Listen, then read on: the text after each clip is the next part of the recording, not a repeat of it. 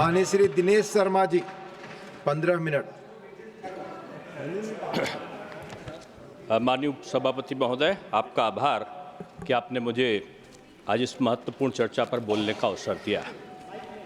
तमाम चर्चाओं के बीच में हम सब ने बाबा साहब भीमराव अंबेडकर जी के भारतीय संविधान के निर्माता के रूप में उनको हमने न केवल देखा, बल्कि सामाजिक न्याय के एक प्रबल प्रवर्तक के रूप में हमने उनका एक स्तुति गान भी किया है।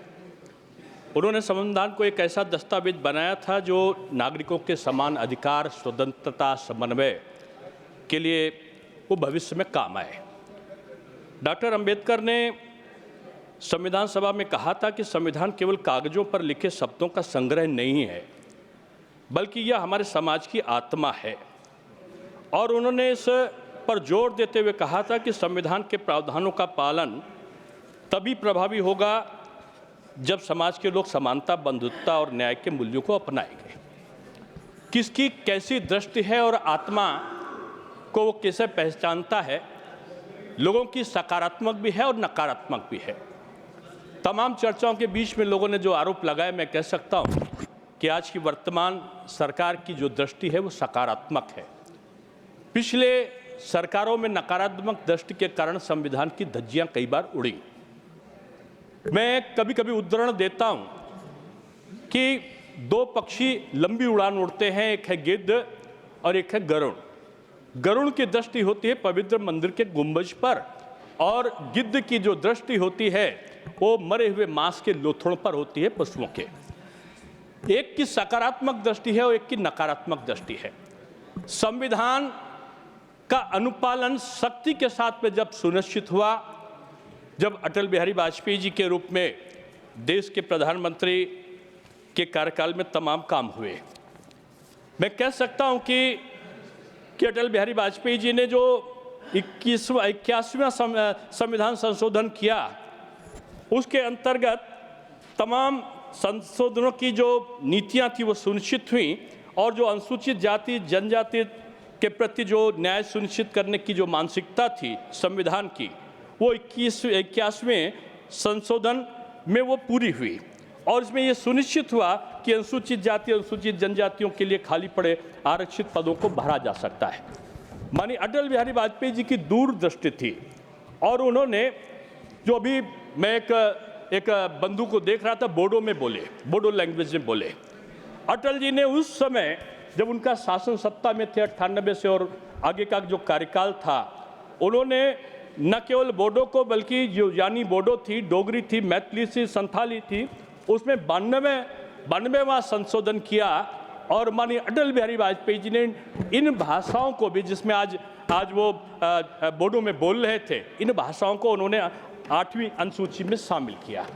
ये एक दूरदृष्टि थी एक ऐसे एक ऐसे मनुष्य की कि उन्होंने भाषाई विविधता को एक समरूपता का भाव दिया। और यही केवल नहीं रहा, उन्होंने जो आज हम कोई बोलता है कि गब्बर सिंह टैक्स है, कोई कुछ और आरोपित करता है, माननीय अटल जी ने 1999 में जीएसटी पर जो उनकी मनोभावना थी कि करों का एक एकीकरण हो और इनको मिलाया जाए, उसमें उन्होंने अपनी क्रियाविधि को प्रारंभ कर दिया था। और उन्होंने वैश्विक जीएसटी मॉडल का अध्ययन करने के लिए एक रूपरेखा और एक सिफारिश डॉक्टर विजय केलकर के नेतृत्व में एक उच्च स्तरीय टास्क फोर्स का गठन किया था। और आज यही जो है जीएसटी हमको कई गुना जो आय का स्रोत का माध्यम बना है, और इसी से हमारा न केवल निवेश बढ़ा है बल्कि आर्थिक संतुलन बढ़ा है। हमारे जो तमाम प्रकार की योजनाएं हैं उनका संचालन आज हम जीएसटी के माध्यम से एक पारदर्शी तरीके से कर रहे हैं।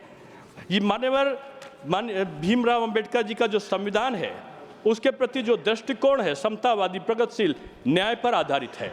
वे संविधान को न केवल कानून का दस्तावेज मानते थे, बल्कि इसे सामाजिक परिवर्तन और राष्ट्र निर्माण का एक शक्तिशाली उपकरण के रूप में भी वो देखते थे। आज समय के अनुसार संविधान को लोगों ने एक तरीके से अपनी नकारात्मक दृष्टि के कारण उसको घायल करने की चेष्टा की है। और मैं कहूँगा कि भीषण हत्या हुई, और भीषण हत्या का जो स्वरूप था वो 1975 में दिखाई पड़ा। हालांकि 1952 में, 1957 में, 1962 में, 1967 में चुनाव एक साथ होते थे, एक साथ विधानसभा और एक साथ लोकसभा के चुनाव होते थे। लेकिन उस समय की सरकारों ने संविधान का उल्लंघन प्रारंभ करके एक साथ 9 सरकारों को गिराने का जो उपक्रम प्रारंभ किया, वहीं से ये संविधान का जो पतन अर्थात संविधान का पतन की जो चेष्टा थी वो प्रारंभ हुई। और मैं कह सकता हूं कि ये प्रक्रिया यहीं ठहरी नहीं। 1975 में एक वो समय आया जिस इमरजेंसी को मैंने अपने छोटेपन में देखा है।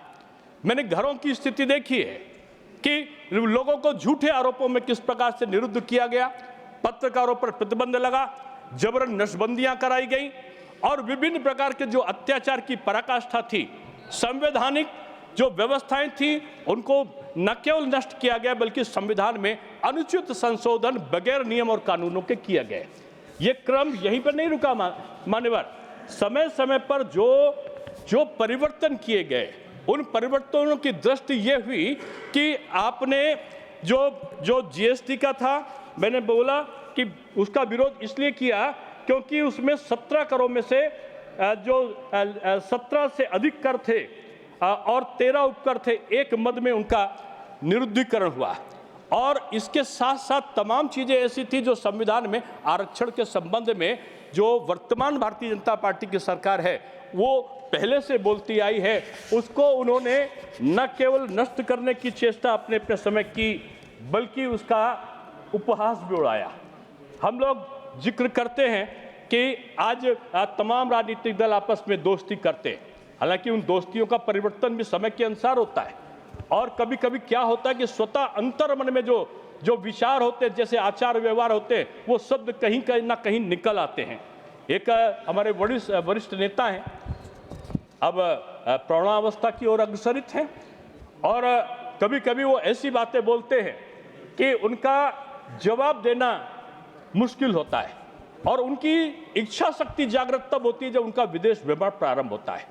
ऐसी विदेशी सोच वाले लोग जो नकारात्मक दृष्टि से भारत को शक्तिविहीन करना चाहते हैं, जो भारत में राष्ट्रवाद को नहीं पनपने देना चाहते, ऐसे लोगों की संगत में उनके चित्र विदेशों में जाने पर दिखाई पड़ते हैं।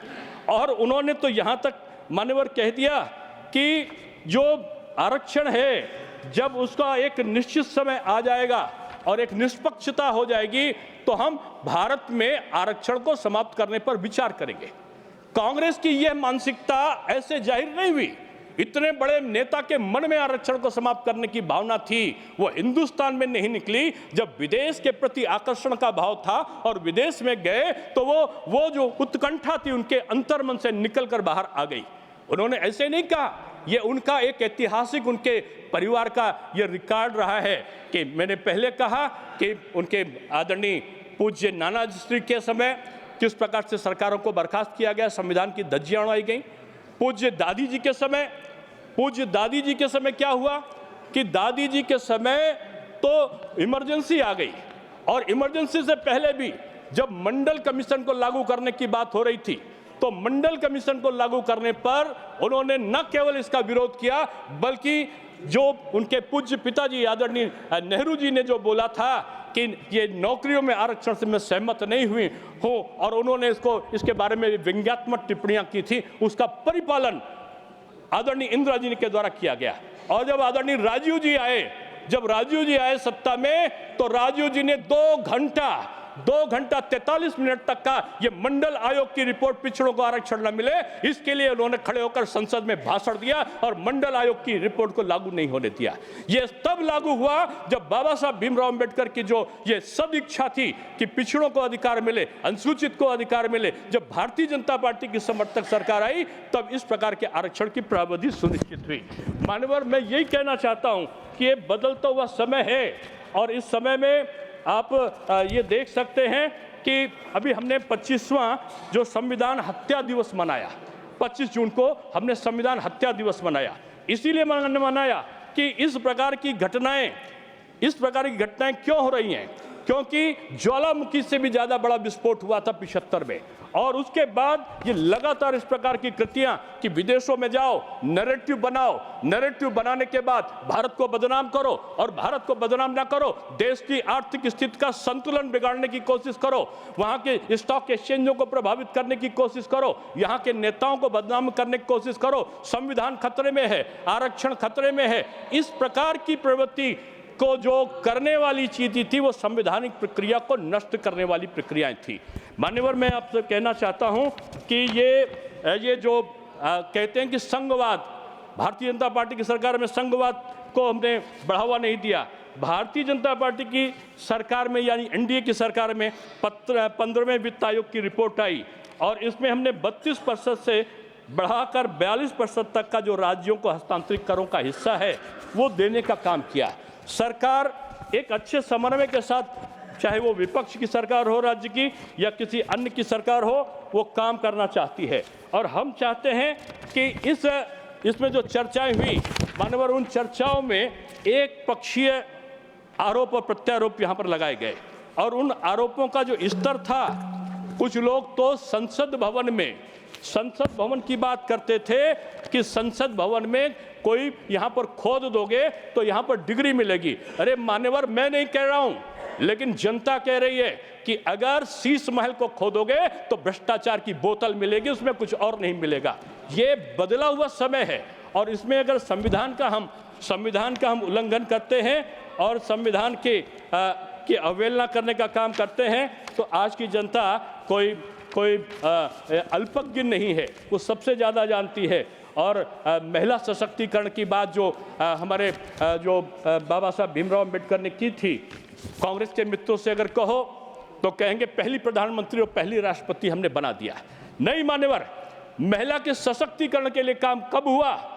इनके समय कविता होती थी कि नारी जीवन है तेरी यही कहानी, आंचल में है दूध और आंखों में पानी। अब महिला के आंखों में पानी नहीं है, महिला की आंखों में संभावनाएं हैं, प्रगति की आकांक्षा है। देश को प्रगति में अपनी सहभागिता सुनिश्चित करने के लिए मोदी जी के द्वारा दिया गया महिलाओं को 33% का आरक्षण है। नारी जो शक्ति वंदन का जो अधिनियम है वो उनके लिए कवच बनकर सामने आया है। इसलिए मैं कहना चाहता हूं कि मान्यवर, कि केवल बात करने से नहीं होता।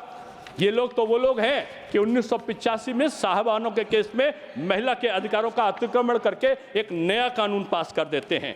ये वही लोग हैं जो दशकों से, नारी शक्ति वंदन तो 1996 में आ जाता, लेकिन इन्होंने उसको पास नहीं किया। और ये हर समय इस प्रकार की कृत्य करते हैं कि नारी शक्ति की प्रतीक थी लक्ष्मीबाई और वो संविधान के पृष्ठ पर थी, ऐसे हमारे मित्र ने बताया पहले अभी अपने उद्बोधन में, हमारे गुर्जर साहब ने। उनका क्यों चित्र था ये नहीं सोचा किसी ने। वो नारी सशक्तिकरण की प्रतीक थी और नारी सशक्तिकरण की प्रतीक इसलिए थी कि वो आज देश को स्वतंत्रता कराने के लिए किस प्रकार से उनका योगदान था। आप लोग विभिन्न प्रकार के बात करते हैं। आज हमारा समय के अनुसार हमारी सरकार ने औपनिवेशिक जितने भी कानून थे उनको बदला है और निष्पक्षता के साथ बदला है। देश का हमारा आर्थिक विकास हो सके इसके लिए उन्होंने आगे काम किया है। अब हमारे संविधान के जो अध्यक्ष थे डॉक्टर राजेंद्र प्रसाद, उन्होंने कहा कि यदि चुने हुए लोग और चरित्रवान तथा ईमानदार हैं तो दोषपूर्ण संविधान भी सर्वश्रेष्ठ बन सकता है। आज मोदी जी के नेतृत्व में ये संविधान सर्वश्रेष्ठ अवस्था में पहुंचने की ओर अग्रसरित हो रहा है। और मानवर, मैं इसलिए कह रहा हूं कि लोग आज जितनी भी उन्होंने उपक्रम किए उसको खत्म करने के, विदेशों में जाकर बयान दिए, विदेशी शक्तियों के माध्यम से दुष्प्रचार किया, मैं उनको कहूंगा कि अमृत को दे तिलांजलि, विष को चाट रहे हो, कोयले में हीरो की कनी छाट रहे हैं, जाने कहाँ अक्ल मिली, जिस डाल पे बैठे हैं उस डाल को काट रहे हैं, उस डाल को मत काटिए। संविधान के अनुरक्षण के लिए जो आज देश का आह्वान आज मोदी जी के नेतृत्व में है, उस नेतृत्व को आज सच्ची भावना से करने की आज जरूरत है। ये मोदी जी का जो कार्य है, जैसे हम लोग कहते हैं ना कि हमारे तमाम विद्वान मित्र हैं कांग्रेस के, तमाम विद्वान मित्र विपक्ष के हैं, मैं उनको विद्वान मानता हूं। विद्वान क्यों? जानकारी रखता है। जो जानकारी रखता है, हमारे तमाम आदरणीय प्रमोद जी को जानकारी, खरगे जी को जानकारी, विद्वान हैं। लेकिन विद्यावान नहीं है। विद्यावान क्यों नहीं है कि हम लोग मैं तुलना किसी की, मैं क्षमा चाहते हुए कहूंगा कि मैं जिनका नाम ले रहा हूं उनकी तुलना किसी से नहीं कर रहा हूं। रावण को हम लोग विद्वान कहते थे, लेकिन रावण की जो विद्वता थी उसकी सोच नकारात्मकता की तरफ जाती थी, इसलिए हम केवल विद्वान कहते हैं। बजरंगबली श्री हनुमान को हम विद्यावान गुणी चातुर राम काज करबे को आतुर क्यों बोलते हैं? क्योंकि उनकी सोच सकारात्मक थी और समाज के हित चिंतन के लिए थी। इसलिए संविधान समाज के हित रक्षण के लिए है। इसका अनुरक्षण करना, हम इसके रक्षक बन के काम करें, इसके भक्षक बन के हम काम न करें। मैं इस सदन से यही आह्वान करते हुए अपनी वाणी को विराम देता हूं।